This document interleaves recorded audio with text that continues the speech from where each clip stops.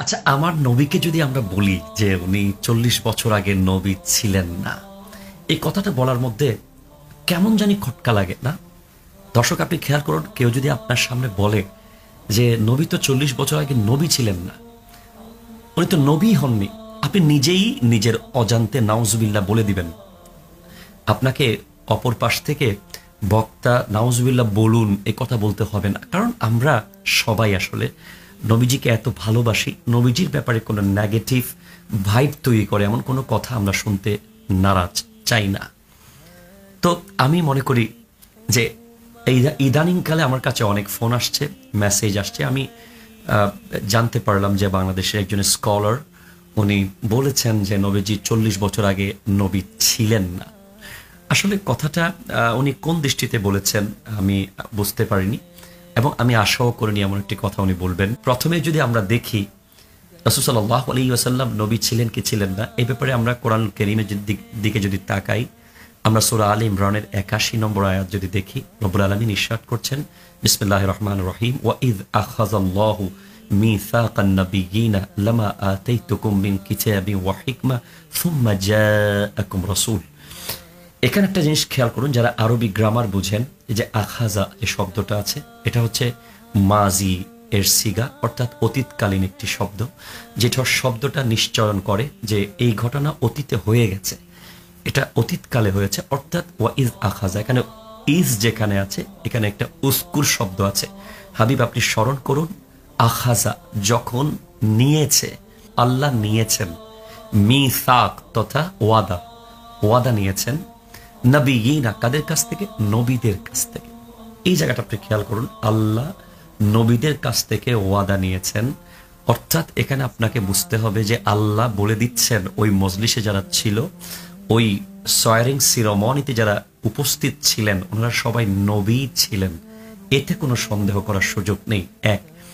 2 নম্বর হচ্ছে যে সূরা মারিয়ামের 30 নম্বর আয়াতে গেলে আপনারা 25 থেকে 30 এই আয়াতের মধ্যে আপনারা পেয়ে যাবেন যে হযরত মারিয়াম আলাইহিস সালামের পেট থেকে যখন সন্তান আসলো, অর্থাৎ ঈসা আলাইহিস সালামের যখন জন্ম হলো, তখন সাধারণত যৌক্তিকভাবে যে কেউ প্রশ্ন করতে পারে যে বাবা ছাড়া সন্তান কিভাবে হয়। অনেকেই বলতে লাগলেন যে মরিয়াম, তুমি তো অনেক ভালো পরিবারের মেয়ে, তোমার বাবা অনেক ভালো মানুষ, তোমার মা অনেক সতীসাধ্যী। এরপরে যা তারা বলেছে আপনারা বুঝেই নেবেন। তখন হযরত মারিয়াম আলাইহিস সালাম ইশারা করেছিলেন দুধের শিশু দোলনায় থাকা ঈসা আলাইহিস সালামের দিকে। তারা বলেছিল, কাইফা নুকাল্লিমু মান কানা ফিল মাহদি সাবিয়া, কিভাবে সে কথা বলবে যে দোলনার মধ্যে শুয়ে আছে, এত ছোট্ট শিশু যে এখনো দুধ পান করে, সে কিভাবে বলবে তোমার ব্যাপারে সত্যতার কথাগুলো। তখন সাথে সাথে ঈসা আলাইহিস সালাম জবাব দিলেন, ইন্নী আব্দুল্লাহ আতানিয়াল কিতাবা ওয়া জাআলানি নাবিয়্যা, আমি আল্লাহর বান্দা, আমাকে কিতাব দেওয়া হয়েছে এবং আমাকে নবী বানানো হয়েছে। ঈসা আলাইহিস সালাম যদি দোলনায় থাকা অবস্থায় উনি নিশ্চিত বলতে পারেন যে আমি নবী, বা উনি যদি দোলনায় থাকা অবস্থায় দুধের শিশু অবস্থায় নবী হন, আমার নবী তো ইমামুল আম্বিয়া, আমার নবী তো রাহমাতাল লিল আলামিন, যার উপরে ঈমান আনার ব্যাপারে সব নবীকে আল্লাহ স্পষ্ট মিসাক নিয়েছেন, যার খিদমত করার জন্য আল্লাহ সমস্ত নবীদেরকে ওই মিসাক, ওই ওয়াদা নিয়েছিলেন, উনি হচ্ছেন আমার নবী। আসুন আমরা হাদিসের দিকে যদি যাই, তিরমিজি শরীফ আপনারা সকলের নাম শুনেছেন, যেটা 1200 বছর আগের কিতাব। সেখানে ইমাম আবু ঈসা তিরমিজি রাহমাতুল্লাহ আলাইহি একটি হাদিস কোট করেছেন, যেটি 3609 নম্বর হাদিস, যেটাকে উনি হাযা হাদিসুন হাসানুন সহিহুন বলেছেন। ওই হাদিসটি হযরত আবু হুরায়রা রাদিয়াল্লাহু তাআলা আন থেকে বর্ণিত। সাহাবায়ে কেরাম নবীজিকে জিজ্ঞেস করছেন, ক্বালু মাতা ওয়াজাবাত লাকান নবুওয়াহ, ইয়া রাসূলুল্লাহ, কখন আপনার উপর নবুয়ত অবধারিত হয়েছিল? তখন নবী সাল্লাল্লাহু আলাইহি ওয়াসাল্লাম ইরশাদ করেন, ওয়া আদামু বাইনার রূহি ওয়াল জাসাদ, যখন আদম তার বডি এবং রূহের মাঝখানে, তখন আমার উপর নবুয়ত অবধারিত হয়েছে, তখন আমি নবী। এরপর আপনি যদি দেখেন এই হাদিসটিও সহিহ, এবং বিশেষ করে নাসিরউদ্দিন আলবানী, আমার ভাইয়েরা যাকে মানেন, উনিও এই হাদিসকে সহিহ বলেছেন। সেটা এসেছে ইবনে হিব্বানের মধ্যে এসেছে, মুসনাদে আহমদের মধ্যে এসেছে। মুসনাদে আহমদের 17163 নম্বর হাদিসে এসেছে মুসনাদে আহমদের মধ্যে। এরপরে শরহুস সুন্নাহর মধ্যে এসেছে ইমাম বাগাভীর, যে রাসূল সাল্লাল্লাহু আলাইহি ওয়াসাল্লাম ইরশাদ করছেন, ইন্নী ইনদাল্লাহি মাকতুবুন খাতামুন নবিয়্যিনা ওয়া ইন্না আদামা লামুনজাদিলুন ফি তিনাতিহি سأخبركم بأول أمري دعوة إبراهيم وبشارة عيسى ورؤيا أمي التي رأت حين ودعتني وقد خرج لها نور أضاءت لها منه قصور الشام. অর্থাৎ রাসূল সাল্লাল্লাহু আলাইহি ওয়াসাল্লাম ইরশাদ করছেন, আমি আল্লাহর কাছে তখন শেষ নবী হিসেবে লিপিবদ্ধ ছিলাম যখন আদম তার খামিরের মধ্যে ছিল, এবং আমি তোমাদেরকে আমার প্রথম দিকের আগমনের বর্ণনা দিচ্ছি। আমি হলাম ইব্রাহিম আলাইহিস সালামের দোয়া, ঈসা আলাইহিস সালামের সুসংবাদ এবং আমার মায়ের স্বপ্ন। আমার মায়ের পেট মোবারকে যখন আমি ছিলাম, আমার মা স্বপ্ন দেখেছিলেন আমার মায়ের পেট থেকে একটা নূর বের হয়েছে, যে নূরটি মক্কার জমিন থেকে মুলকে শামের রাজপ্রাসাদ পর্যন্ত আলোকিত করে দিয়েছে। এভাবে আমরা যদি দেখতে থাকি একের পর এক অসংখ্য হাদিস আমরা বলতে পারবো। নবী সাল্লাল্লাহু আলাইহি ওয়াসাল্লাম ইরশাদ করছেন, এটাও সহিহ হাদিস এসেছে, যে আমি সৃষ্টিতে সবার আগে নবীদের মধ্যে এবং এসেছি সবার পরে। আল্লাহ তাআলা আমার নবীকে যে শান ও আজমত দিয়েছেন, একটা মানুষ যদি সাধারণ মানুষ হয়, উনি দুনিয়াতে আসার সময় কখনো সিজদা অবস্থায় আসতে পারে না। এটা আমাদের সম্পূর্ণ যুক্তির বাইরে আমাদের মনে হবে। এবং উনি শাহাদাত আঙ্গুলকে উপরের দিকে রেখে আসতে পারে না, উনি খতনা অবস্থায় আসতে পারে না। উনি আসার আগে 9 মাস ব্যাপী ওনার আসার সুসংবাদ দেওয়ার কোনো যৌক্তিকতা নেই সাধারণ মানুষ যদি হয়। এখানে স্পষ্ট বোঝা যাচ্ছে আমার নবী নবী ছিলেন বলেই ওনার আগমনের প্রত্যেকটা সাইন প্রমাণ করে উনি নবী।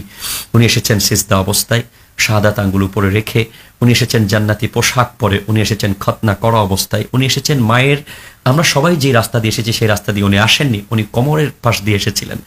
এইভাবে করে আমরা যদি রাসূল পাক সাল্লাল্লাহু আলাইহি ওয়াসাল্লাম গোটা জিন্দেগি দেখি, তাহলে আমরা বুঝতে পারি যে উনি ছোটবেলা থেকেই নয়, উনি রূহ জগৎ থেকেই নবী ছিলেন।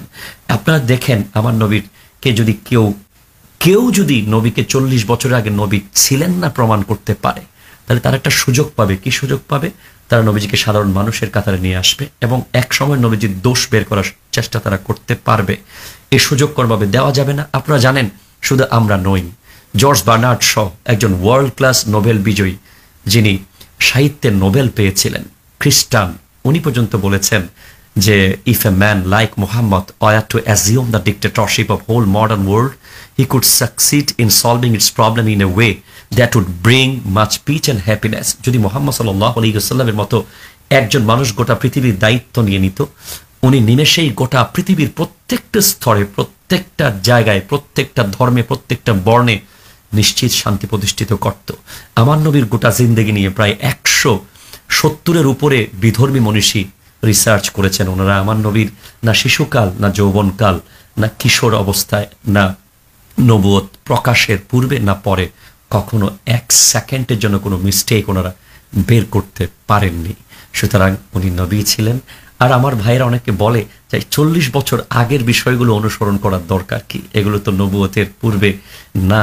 আমার নবী যে ছোটবেলায় দুধের শিশু অবস্থায় ডান দিকের দুধ পান করে যে ইনসাফ প্রতিষ্ঠা করেছেন, আমি কি সেটা অনুসরণ করব না? আপনি বলেন, আমার নবী যে ছোটবেলায় গোটা আরবের কাফেরদের কাছে আল আমিন হিসেবে প্রতিষ্ঠিত হয়েছেন, আমরা কি আল আমিন হব না? আমরা কি আমানতদার হব না? আমার নবী যে হালবুল ফুজ্জারের পরে বিধ্বস্ত আরবকে হিলফুল ফজুল করে সৌন্দর্যমণ্ডিত করেছেন, আরবকে আবার আগের সেই যৌবনে ফিরিয়ে এনেছেন, আমরা কি সেই সাংগঠনিক কর্মকাণ্ড অনুসরণ করব না? আমার নবী যে 39 বছর বয়সে হাজরে আসওয়াদ স্থাপন করার মাধ্যমে গোটা আরবের সমস্ত গোত্রের নেতাদেরকে এক করেছেন, আমরা কি অনুসরণ করব না? হ্যাঁ করব। আপনারা জানেন, সহিহ মুসলিম শরীফে আছে যে হাদিসটি, রাসূল সাল্লাল্লাহু আলাইহি ওয়াসাল্লাম দুনিয়া আসার পর থেকে একটি পাথর প্রতিদিন নবীজিকে সালাম দিতেন এবং নবীজির নবুয়তের ব্যাপারে ওই পাথর পর্যন্ত সাক্ষী দিয়েছেন। আল্লাহ